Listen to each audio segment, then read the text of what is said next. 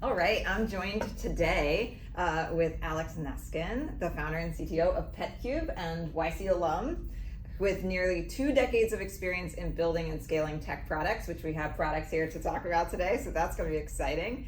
He's an accomplished engineering leader with experience managing cross-functional teams across 4 countries, and he brings deep expertise in IoT, smart devices, and manufacturing in China. So I think this will be a really interesting conversation to learn a little bit more about Petcube and some of the stories along the way, either the school of hard knocks or the triumphs of building and bringing products to market. So welcome to Build Better. Thanks for having me. Excited to be here, share all of my stories. Hope they will be exciting for your audience. Yeah, maybe before we get started, since I'm sure that at various points we're going to talk about the physical stuff on the table, do you want to just maybe do a quick introduction to some of the products that you brought today and kind of some of the areas we might want to talk about?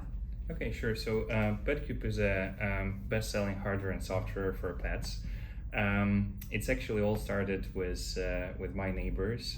They threatened to call the cops on me because my dog was barking a lot. I needed a solution for that. So as a software engineer, I used just like a webcam, and I duct-taped favorite toy of my dog, Rocky, which is a laser pointer. And I created like this application for video streaming and remote control of the webcam, so I can move it left, right, top, down. The laser pointer was moving too, and Rocky chased the laser dot. He was busy, exercised, entertained. He didn't bark. Was it autonomously moving, or were you like controlling it with a controller? Good point. I mean, like, I'm very lazy engineer. At that time, I thought like, oh, maybe I should build some kind of like computer vision to detect the dog and put the laser pointer in front. But I shortcut this path, and I kind of like crowdsourced the intelligence from my friends. So what I did is a Facebook application, a game, where I gave access to my camera to all of my friends, and they can kind of like stay in a queue, right? And the control of the laser went from one person to another. They can play for 30 seconds. And at some point there were like hundreds of people in the queue watching like how to play with my dog. And that's kind of like how it's all started, right? We started thinking, oh, there might be something out of it, right? And then we started researching the market, like, oh, there was no like any innovation for the past 2 decades in this market. And this is a big market in terms of the like growth, 5% year over year, even through the recession-proof market. People love their pets. Yeah, and especially here in the United States. I'm from Ukraine originally. When I came here to the United States for the first time, I remember we landed in San Francisco, and I saw a lady, and she was like crossing the market street, the big street in San Fran, and she was carrying in a stroller few dogs. And like out of Ukraine, I couldn't imagine that somebody on the other side of the world carrying like dogs. Have a stroller. Have a stroller with the dogs. So immediately I said like, okay, this is exactly our like totally our market, and we should build a product here. So we started building hardware and software. This is Petcube Play, the product which I see it has like effectively a laser pointer in it, maybe? Yeah, so it's actually a laser pointer here, a camera. It's much more robust than the previous generation, than the duct-tape version that I have. It has aluminum. So of course, like, you know, Apple fans, we came here, we thought like, we want to place our products on the shelves of Apple Store, and all the products were like with aluminum enclosure, really nice design. So that's kind of like, oh, it's stamped. Is it stamped, or? I think this is extrusion, and okay, yeah, that makes sense. Yeah. We had some of the other stamped versions. So the next version of our like in our lineup is a Petcube Bites, which is the camera with a treat dispenser. So there is a compartment for treats, there is a camera for microphone array, and if you ever played Angry Birds, you can change the force with which you're fleeing the treats. So this is really entertaining and cool part, and you can actually toss the treats. Like for example, right now, here's an application, and I think there's my dog at home, so we can. Oh yeah, he's like literally right on the screen. Yeah, and he's here, and you can actually toss the treats to him. Oh, you see something's happening. Yeah. He knows, I guess. Does it make a noise when it's like about ready to go? Yeah, it Okay. makes like ejection noise, and then he could like catch it, or he maybe like too busy or too sleepy or whatever. Oh, he got it. Your dog is like just essentially hanging out in front of the device, probably because Well, during yeah, the this day. is kind of like his place on the kitchen, right? So So that's where you put the device. You put the device next to where he hangs out. so that's how it works. And after we launched a couple of these devices, we started focusing on the software part. And software is about like we call it Petcube Care. This is a service which helps you be a better pet parent eventually. So it helps you analyze what things happens with your dog while you're not there. Did it chew something, or activity, how much it slept, how much it ran. So for example, right now you could choose between and filter between those activities like pet detected, running, jumping, circling, crying, eating, drinking, chewing, vomiting, urinating, defecating, selfie, and like others. And we're adding this up. So it's essentially using various algorithms to detect when those behaviors are happening. Yeah. So where did the idea for that one come from? Like from a product perspective? I guess from the users, okay. Right? So that's where we started understanding like, okay, what do you really need out of this? Is it like a laser pointer to play with your dog or something else? And eventually we figured out it's about like notification, a peace of mind that, okay, everything is good with my dog, right? Or cat. So we started building this up. It started with like very basic, just cat and dog recognition, meow and bark recognition, and we started adding up different classes. Even before all this AI, LLM boom, we started working on this recognition, labeling. We had like manual labelers in Ukraine. That's how we kind of outsourced this part. We also have the veterinary services, online veterinary advices. You can connect with the vet online.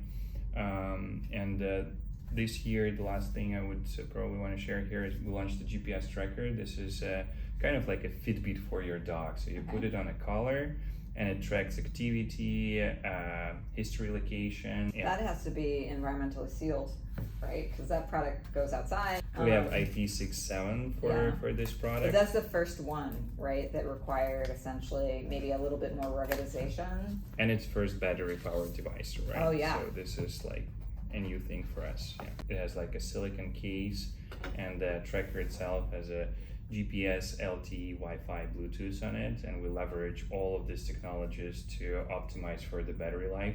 This is one of the longest battery lives on the market as of today. It lasts for 30 days. Wow. So on a single charge. Lots of different kinds of hardware to talk about, which means there's probably a lot of different lessons learned along the way to release all these different products. I'm excited to dive in. I guess maybe before we get started, I would love to hear about the first time you visited a factory line and something you remember from it. Okay, so I think the first time I visited a factory was back in China. I think it was like 2013. We were in Hacks. Okay. Actually, so we started like trying to manufacture all of these things in Ukraine. We failed miserably for the first few years, and then we were almost like... What does failure mean? We found a company. We were like three dudes, software engineers by the background, and we tried to find like a company who could manufacture this thing for us. We found a company in Ukraine, and they kind of like committed that they will produce the device, will help us build the camera, and after probably like 5-6 months, we received a presentation of like literally a paper cube without anything inside, just a concept. So there was nothing. Oh no.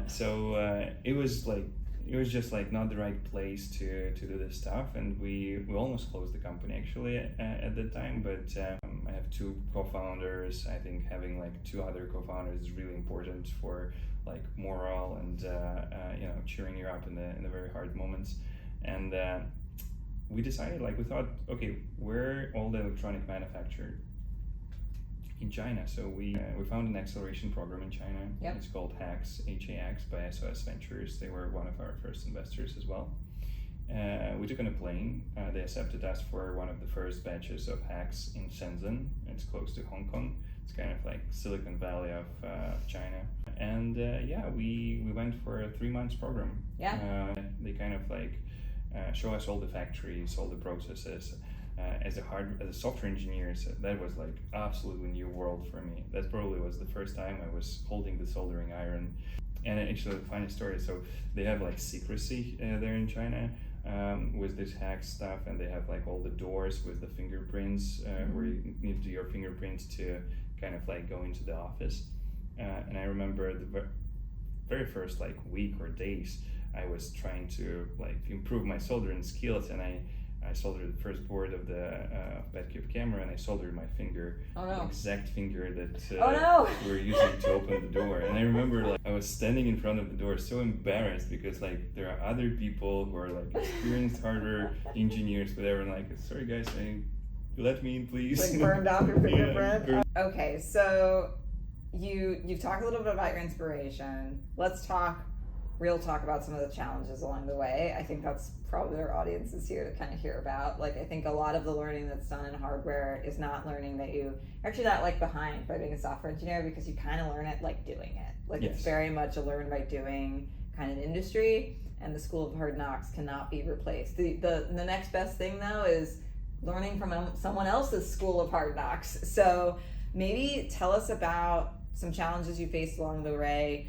I think you have been pretty public about some of the challenges in the first batch of units. So maybe we start there, and then we can kind of talk about some of the other ones. Absolutely. I think that's actually one of the key things that I've learned that kept us afloat as the company for a very long way. And here's the learning. So I think it started, it was like 2015, where we were about to launch our very first batch of our devices. Okay, and which kind of device? Was it a version of this one? Okay, it's a version of the laser pointer camera. Yeah, the very first camera. And I was sitting in the assembly floor in China. It's like a green conveyor belt.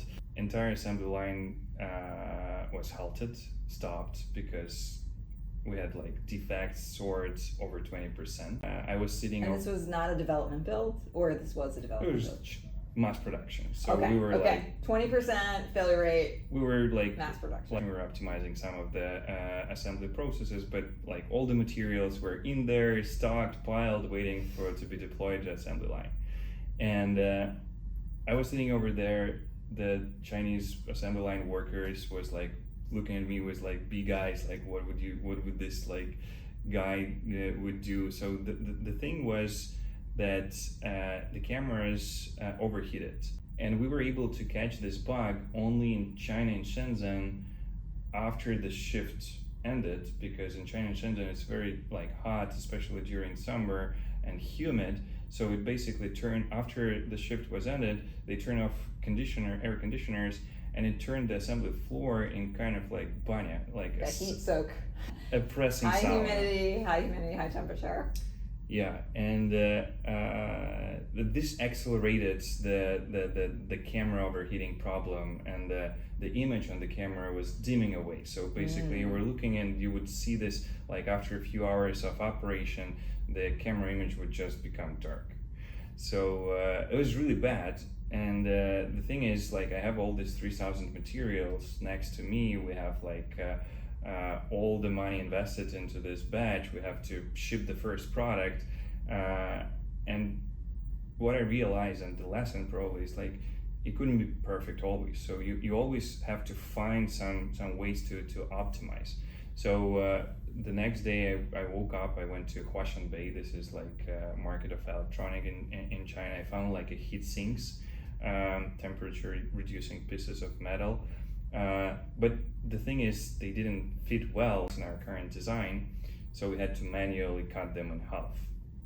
That was like a bad thing. But eventually this helped us ship the product. And I remember the quote from Reid Hoffman. I put it like on in our office because like it's really saved the company. He said, if you're not embarrassed by the product you launched it too late. And I think it's essential, right? Since then, testing, final assembly test process becomes, our motto. We started to implement a lot of processes, starting from incoming control to half assembled product to final assembled test processes to this high temperature humidity chambers aging room. Do you age all of your units, or you just age like a portion to know that you don't have these kinds of problems? Yeah, so normally it's just like for EVT, DVT, and PVT units for reliability testing. Reliability testing for those key stages before the mass production. We do sometimes random tests, of course, from the batch, but normally it's on the engineering stage. So the issue with like the temperature, humidity, was that something that like now you'd see like, oh, we would have caught that if we had tested that during development, or was there actually like a difference in the cameras that you used in development versus what you got in production? Yeah, I mean, like, I think it's all started actually with choosing the right supplier. So of course you have to have incoming quality control and all the stress and reliability tests, which we didn't, and we implemented after a hard lesson. But you could avoid it just by using the premium suppliers at the beginning. Probably would pay a little bit more, but you would have less headache. Maybe more sustained quality. Mm-hmm. So it sounds like you then have kind of put in place a different and more evolved quality assurance process. You're now like multiple products into this. Can you share a little bit about some of the other kinds of things you've implemented for your quality process? Maybe they come from lessons learned, maybe they are just best practices you adopt. We started like trying to understand what could go wrong and build a system that actually find all the edge cases. So for example, and actually it's not related only to our product, but to all the IoT products with connectivity, especially like Wi-Fi or Bluetooth. If your Wi-Fi does not work, you cannot connect all the like application user experience you build after. It doesn't matter because you cannot connect also to your needs to connect really easily for like maybe lower tech savvy people, right? Because you don't want to only sell this to people who are super tech savvy. Of course, yeah, but like for example, how's your radio emission in the aluminum box? Does it blocking the radio waves or not? Yeah. Right. So we started implementing tests like total radiation, total isotropic sensitivity, total radiation power. Those are two main parameters, for example, for the like Wi-Fi in our case that we are measuring on different channels. We compare it to the reference design that we have, and actually we build a small chamber that's placed on the final assembly stage, and every device goes through this thing, and it's like just 2 or 3 minutes. It's critical for us to run this test because we use patched antennas. Sometimes you place this antenna in a different position, may influence the performance of the device. I would even say that it might be like over-engineered at some point, so we reduce the amount of devices that we put through this stage. As long as we understood that the quality is stable, we could probably optimize a little bit and just put randomly 100 devices out of 1,000 production batch or something. So that's one thing. Another thing is camera, right? So camera testing is very important. Especially for these devices, we assemble camera modules in-house in factory. So we starting with like CMOS sensor soldering on the PCB. It's very important to level it properly, because even a small tilt could result in blur on one of the edges. You need to put and assemble the lens on top of it, do the active alignment process. This thing, we built a special tool, a special box. It's actually like much bigger box than probably this half of this table. You put the device in there and it simulates different environments, like different tints of light, completely dark environment, and it goes through automatic tests. We have a computer inside, right? So this camera can analyze itself if it detects blur or some kind of visual issue. One actually very important thing is underestimated, I would say, is testing of the RGB diodes. Because like if your RGB diode blinks in a different color, it might be confusing for the customer, and actually it could break your setup process. And the RGB diodes sometimes might be faulty batch or something, and you would have different colors. So we have a special fixture, a jig, to test the color of the RGB diode. It's very simple, but it saves a lot. Yeah. So you mentioned you made the decision to actually assemble the camera modules essentially at the final assembly site. Why did you make that decision? What are some of the advantages, I guess? Because I can see like there's a lot of complexity you bring into final assembly by doing that, but maybe talk through some of the advantages for why you made that choice. Yeah, a couple of things. So I guess honest answer is number one, we were young and curious, and I was just like really interested to build up this like dust-free rooms, wearing these costumes. It's not that hard. I mean, like, and my factory, our factory, was very supportive for all the creative ideas we had, and like it's reasonable because they were gaining kind of like a free experience as well, right? So they were ramping up their they didn't do cameras before, right? So we were the first customer who were asking them to produce cameras. So I think for them the motivation was to gain this experience, for us as well. On the other side, we thought that it will dramatically improve the quality and also reduce the price. Did that end up being the case? No. Here's the real talk that you're getting now. No, it was much more expensive because it depends on the volume. Unfortunately, like these devices, we were not selling them in the large volumes. But if we're talking about these smaller cameras, which are cheaper, we could sell them in a big volume. So on the volume, it makes sense. If you're producing like thousands of devices, I wouldn't say the unit economics works. But you learned a lot, I guess, along the way. Yeah, that's a good investment. So let's talk about speed, because I think when we talk with engineering leaders doing MPI, designing new products, whether it's like completely new generations or even speed bump generation products, like right now the hot topic is speed, how to make MPI faster. And I think a decade ago MPIs might be 12 to 18 months, that range. And even then, people have been like pushing that down and cramming that down into very aggressive schedules, significant amounts. So let's talk about your MPI process and how you think about speed and MPI, and any tactical thoughts you have for our listeners about how they might be able to get additional speed in their MPI. It sounds like assembling their own cameras might not be a pro tip, but what pro tips do you have? Yeah, so to start answering this question, I probably need to tell you about how the process, it works in Petcube. So we have distributed team. We have office here in US, in Ukraine, and in China. Ukraine is our R&D facility where we kind of make the device and prototypes actually. Here in the US, we start with the concept, and in China, we scale it from one to many. China is scaling. So these three teams working as it's kind of like round the clock team, right? Yeah, so follow the sun. I would say like I'm so excited right now. I feel like a bit tired about it, but like it's so excited when you like wake up in the morning, you talk with the team in Ukraine, and then you pass the baton to a team in China. It feels like the team is working around the clock. It's great feeling if you can really make it kind of like the communication continuous, rounded, I would say. So that's about our teams, right? The NPI stage for the Petcube, the average, I would say, if we're talking about like next generation of our products, take us from somewhere 8 to 12 months. Okay. The way how we were able to achieve like this lower than, I don't know if 12 months is a benchmark, but probably, right? So 8 months that we have, we were able to achieve through, we have our own firmware for these devices. Okay.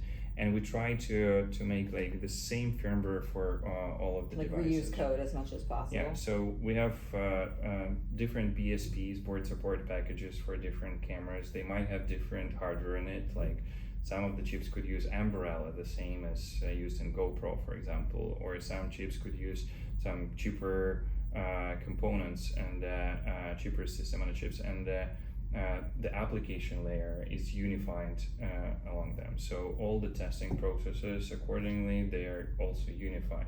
So that saves a lot, right? So this is how you reduce your future iterations by unifying the codes and reusing it. Having the processes in place definitely helps. Then you go through all the stages, DVT, EVT, and PVT. I mean, That's pretty So straightforward. it sounds like you accelerated MPI by accelerating software, which makes sense. You get software background. It's like the easiest thing to like kind of pick off. Reusing it, correct. Reusing it, making it more modular. Yeah. What's like a bee in your bonnet that you wish could go faster? If you had a magic wand, you would like. Some of the components, I mean, like, especially during the pandemic or after the pandemic, I think many faced with like long delivery times. So switching between different components, I think the ability of your team to switch between different hardware is crucial. So for example, when we had a shortage of STMs, ST micro, we were able to like invest a couple of months to switch to alternative, and that saved us. We were able to pull in the inventory and produce the units. Yeah, think in advance, prepare, especially right now with potential like geopolitical tensions. I think everybody should be prepared for the supply chain disruptions. And I'm not talking only about like assembly, defining which country you're going to assemble your devices, but also the where components. The parts come from, and which countries they touch. Makes a lot of sense. I have learned from your own posting about a practice you have around negative Amazon reviews. Oh yeah. And I'd love, like for founders, but also engineering leaders in like larger companies don't really spend time with their Amazon reviews. But maybe you could share a little bit about your practice around, positive and negative reviews, and how you think that's like changed how your company operates. So I grew up in Ukraine, and post-Soviet Union countries, they have this, I guess, negative bias. So we taught to see things through the negative lens rather than positive. And I guess that's kind of like reflected in what I did to myself. It's like the practice, it's kind of like beating myself. So I streamline all the negative reviews from Amazon and other sources to my inbox. I filtered out all like it emails you as soon as someone sends a review like, comes up, it's to my inbox priority. And you could imagine like with growing numbers of Amazon orders, multiple products, like I could spend like hours reading these reviews. So that was pretty humiliating practice actually, but I just realized it right now. So for probably 6 years in a row, I had just like this negative reviews. I reviewed them, I analyzed, I sometimes forwarded to my team.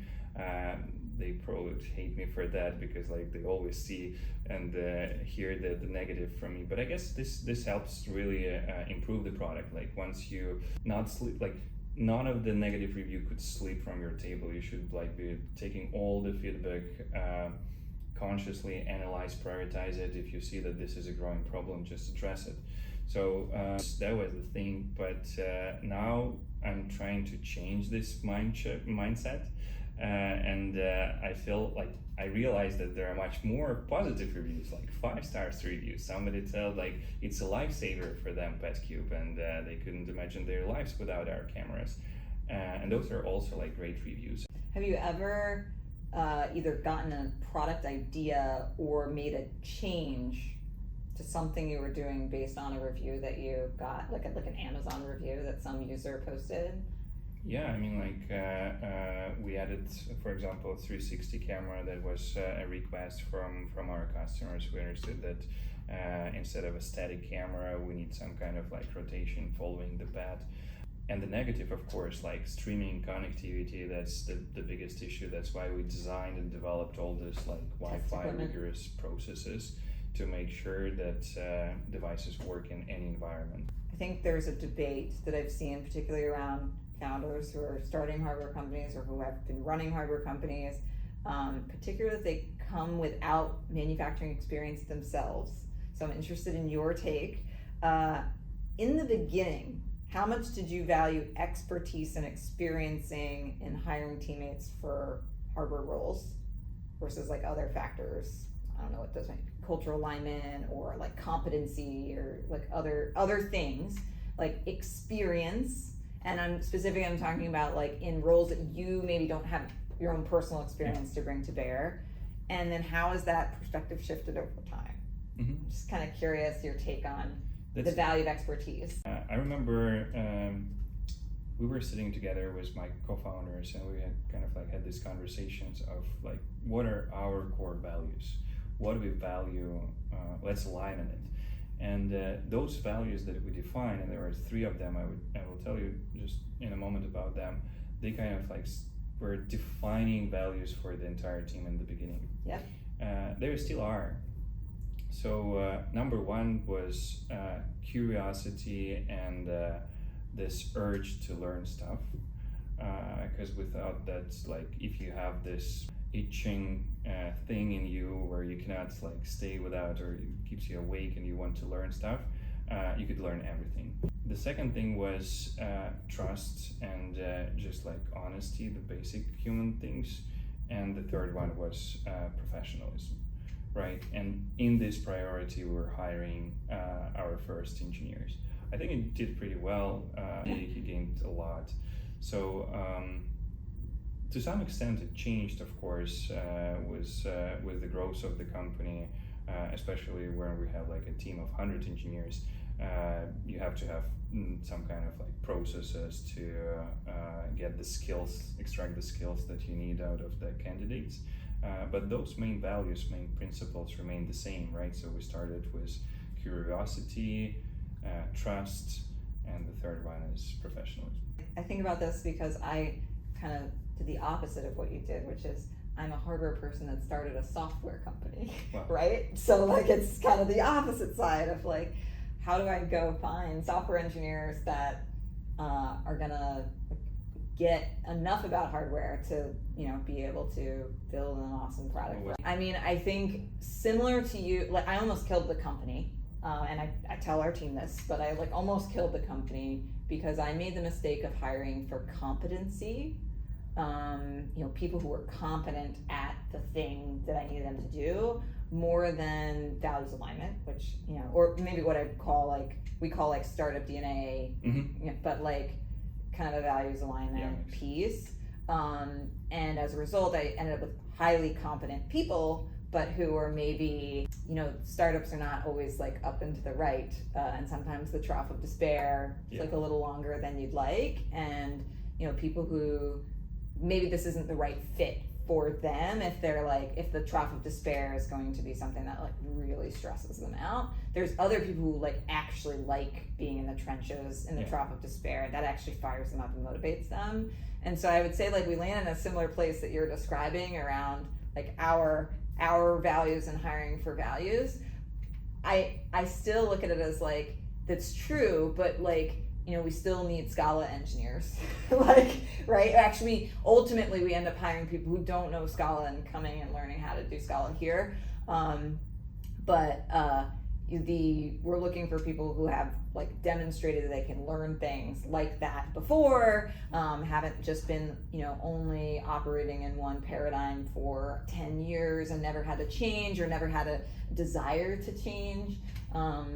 And so, like, I wonder from the other perspective around like expertise in hardware, you know, for folks who are starting companies and they're gonna manufacture their first product, there's just like so much that like even just having gone through one product cycle, you learn so much about like all the corners to try to see around that you learn. I mean, each successive cycle you learn new corners, but the first one, like your learning curve, like you learn a lot, and so it just seems that it's pretty important for me as I think about it. But I'm also armchair, you know, quarterbacking hardware companies where I'm like, why, you know, like, why did they hire this person who's never actually produced a physical product to do that thing or to lead that department?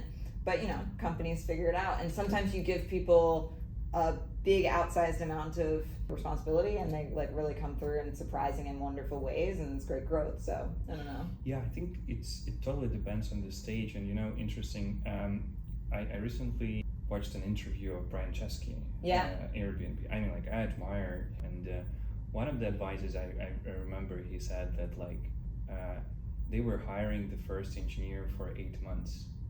And I was like thinking about it, like, you had pretty luxurious position if you had 8 months to hire somebody.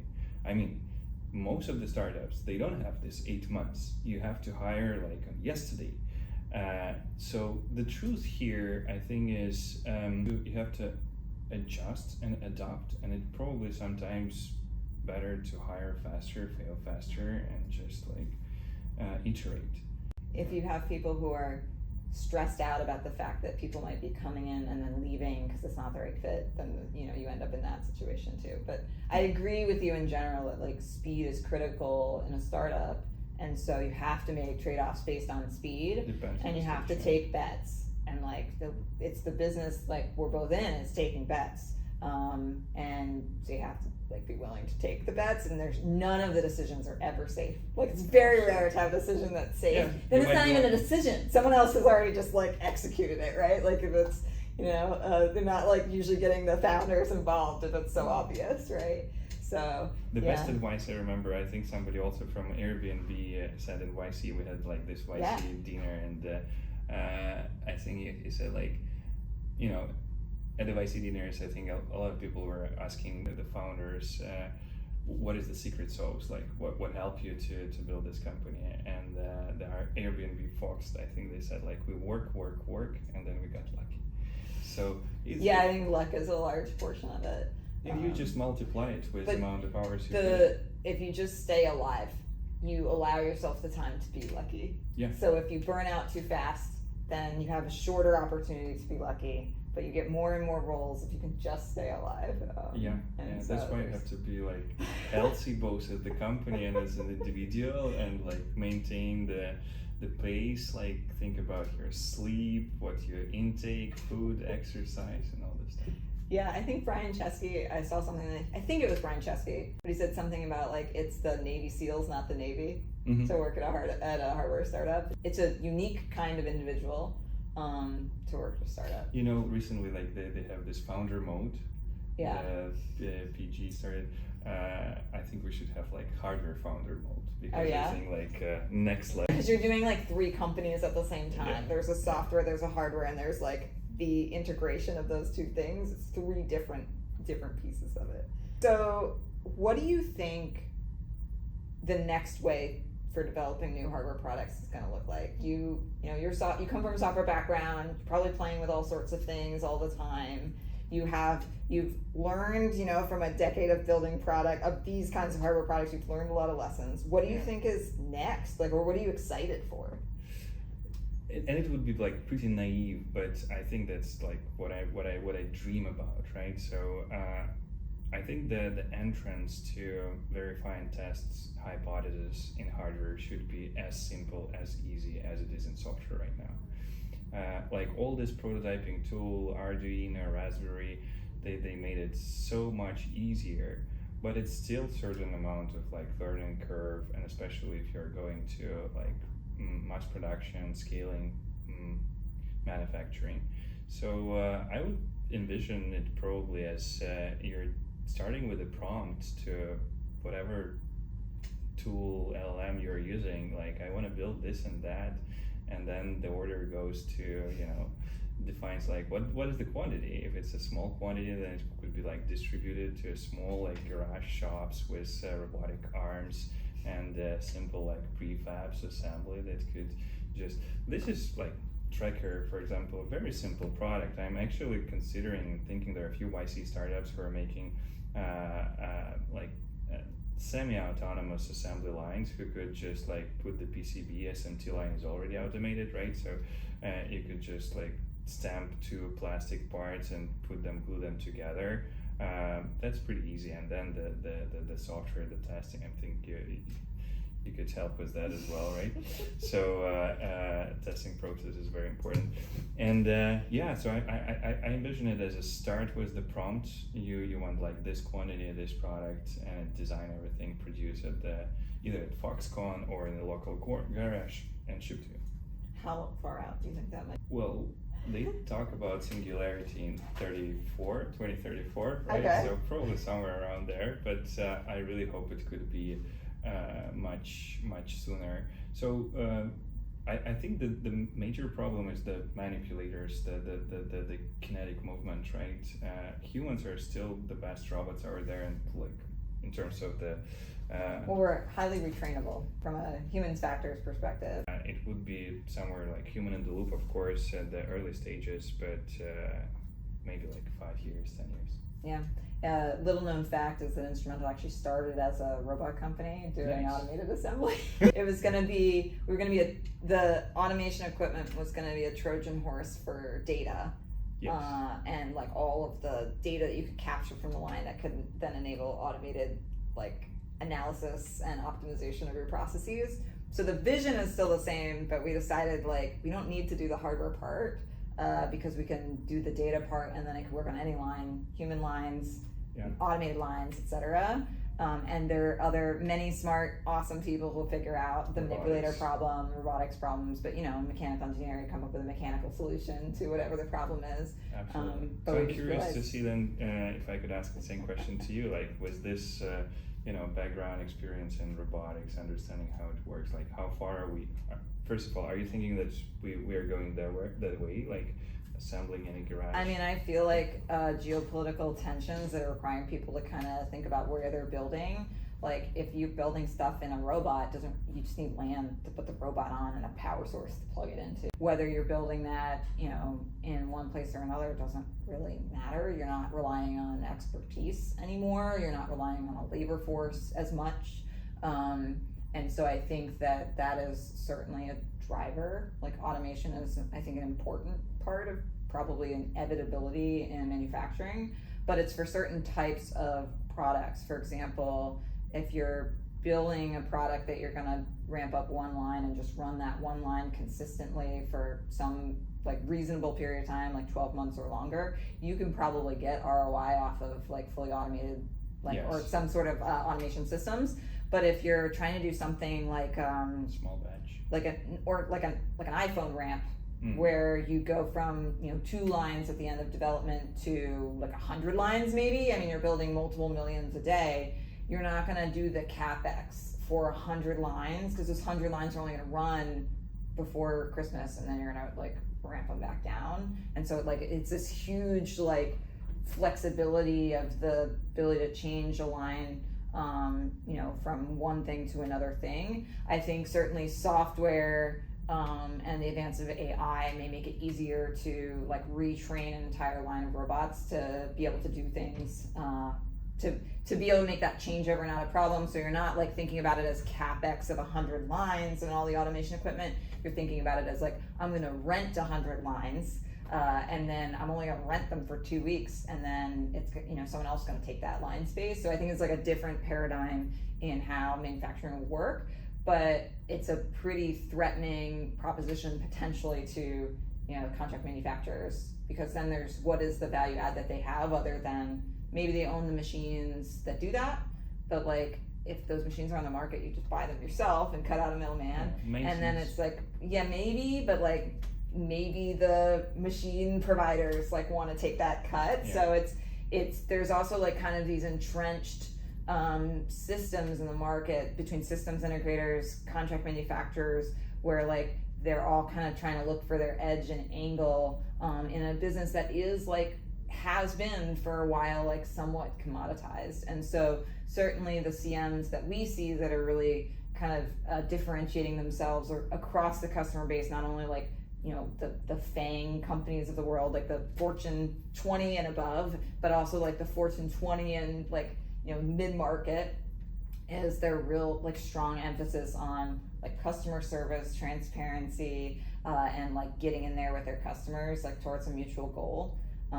But it's kind of a tricky thing because there's so much like entrenched culture in consumer electronics anyway that you don't trust your factory and you drive them down to like the small, like a third of a penny like margin or something really harsh. And it's been interesting to see like as we've moved across markets, like that's the only market that's really like that. Like all the other markets have really, like in networking and data centers, like they have very collaborative relationships with their CMs, and they're not trying to drive out every penny yet. Like it's not commoditized to the sense that they're like fighting at that level on the cost of the device. So kind of an interesting evolution. Maybe as a last bit, you mentioned that you built teams in 2 additional geos, including an in-region team in China. And so what kind of functions did you put in China, and like how's that been going? Is that something you'd recommend to like other companies? At what is the break point where having a local team is really valuable? Well, I think the like basic rule is you have to be where your manufacturer is, right? Yeah. So you have to be on the ground. When we started like You making don't this, want to just be there all the time. so I spent like more than 3 years in total in China, in Shenzhen, and at some point I realized like okay, to scale it, and I mean like I love China, but at some point I decided to like build a small team over there. So Yeah. the roles over there, we started with I actually hired the first project manager from Oh. a factory, Great. and she kind of pulled up the other resources. So we started with mechanical engineer, electrical engineer. We had supply chain manager, and again, we work with the contract manufacturer. So we are not trying to control all the supply chain. We're just focusing on very critical components, most expensive with the longest lead time. So that's about China, and the goal of the team is supervise the assembly floor. In some manufacturers, some factories, I wouldn't say not trust, but we kind of like prefer deeper control, where we have we call it like eagle view of the assembly line. We know all the workers that put it on the assembly line. We know the throughput, the yield, all this defect rate, almost automatic process. For us, some factories where we trust their internal systems, they take these things on their side. In Ukraine R&D, we have like classic R&D team, mobile, firmware engineers, mechanical designers. So it's all in-house, really. Yeah. You're not doing a lot of outsourcing of some of those. We do specialty some of the pieces. outsources. So some of the projects, like for example, this one we're collaborating with other companies, but the Petcube bites and play, the laser and the treat dispenser, they were designed in-house. Well, thank you so much for joining us Of course. today and sharing your knowledge with our community. Thank you for having me. It was really good talk.